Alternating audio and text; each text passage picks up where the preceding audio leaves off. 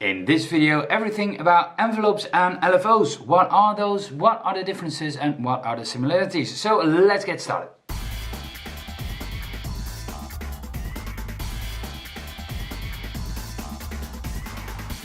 Consider subscribing if you already haven't and hit the bell button so you don't miss anything. In this video I'm gonna talk about LFOs and envelopes. Both are modulators for your synth. That can be volume, for example, or the pitch of the synth. Both modulators are triggered when a key is pressed on your keyboard. But the main difference between the two is that an LFO continues and a envelope is just triggered once. An envelope is mostly working via the principle ADSR, which stands for attack, decay, sustain and release.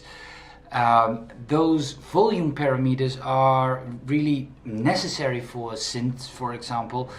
For the volume, the attack can be immediately, but it can be gradually too. The name LFO stands for Low Frequency Oscillator. And in my opinion, that's a really stupid and confusing name. That's why I had in the first place so much needed to understand difficulty to wrap my head around, because the oscillator part in LFO suggests that an oscillator generates sound, but an LFO doesn't. It modulates the sound. You can use it as a parameter to manipulate your sound. Now let's show you in my DAW what I mean.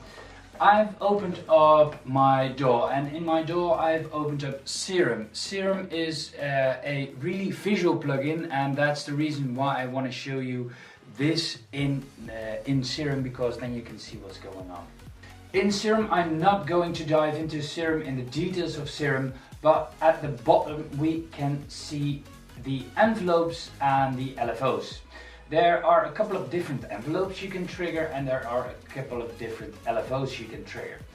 As what I said, an envelope is just used once, and a LFO continues to continues. What I have here in Serum, this is the attack of the envelope. This is the decay. So what will happen, what I can do is this point I can put that down. So this is the attack. What will happen, how fast will the music come in. This is the decay. That's what happens after the key is pressed. Then it will go to the sustain. So that is the state where the key is pressed and nothing is really happening. And when then you are at this point, and when the key is released, then this will occur. This is time, and this is volume. When we go up is volume, and on the right is time. So we will go to and trigger the envelope, the attack, decay, sustain and release envelope. When I press a key, you can see what is going on, because in Serum it will display a point what now is triggered. So when I press the key, you can see that it will go up, and then it will go down. And when I release the key, it will go down here. But when I make the attack infinite, then the sound is directly there. But when I go more to the right, so it will take more, it will take a second, because this is a second, it will take up a second to go to that point.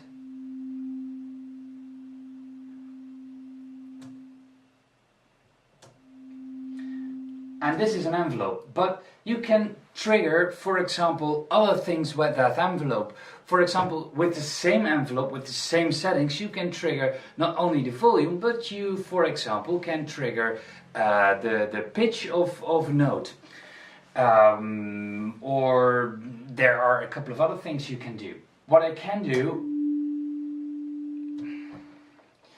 is this envelope I will, yeah, let's do a pitch.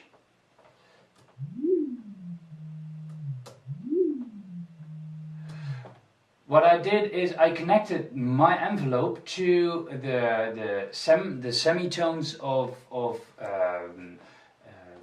the note that is playing. So what will happen now? I connected that envelope to the semitones. It will go up in semitones and go down.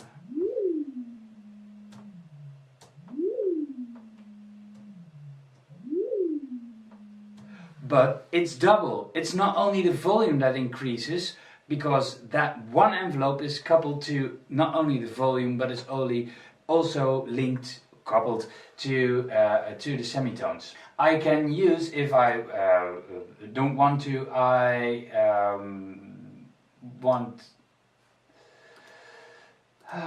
remove all destinations. So now I removed my envelope. I can do a second envelope, and that I will link to the semitones. Now it's only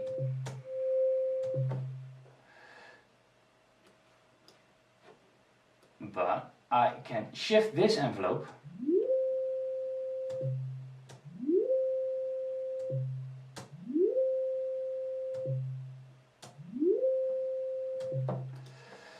and when I make this a super clean thing, the first envelope, that is the volume envelope. That's the most default thing you will find in most synthesizers. That's now straight, but now only the envelope of the semitones is triggered. Okay, that is the envelopes. Now let's go to the LFOs. I will remove all modulators. Now let's go to the LFOs. And what I said, LFOs are continuous. The low frequency oscillators are continuously. Now let's link it again. Link that LFO to those same semitones.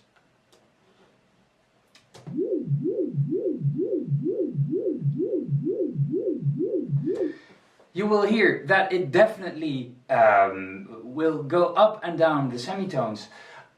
This LFO is triggered. It is a line, but what we can do with an LFO, at least in Serum you can do that. You can make a curve, for example. You maybe not hear that, but when I make it slower, then you definitely hear that.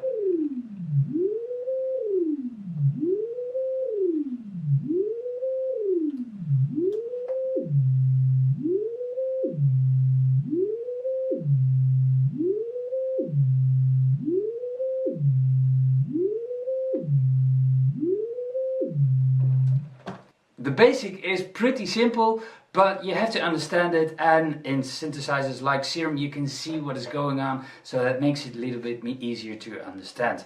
In a lot of synthesizers this is not visual, and you can set the parameters with knobs, but now you know what's going on. I hope you learned something today. I hope it was very useful to you. If it was, please leave a thumbs up. That means that YouTube will promote my video to more people. So that means more subscribers on my channel, so I can make more videos for you about DJing and producing. I hope to see you in the next video. Thank you for watching, and bye.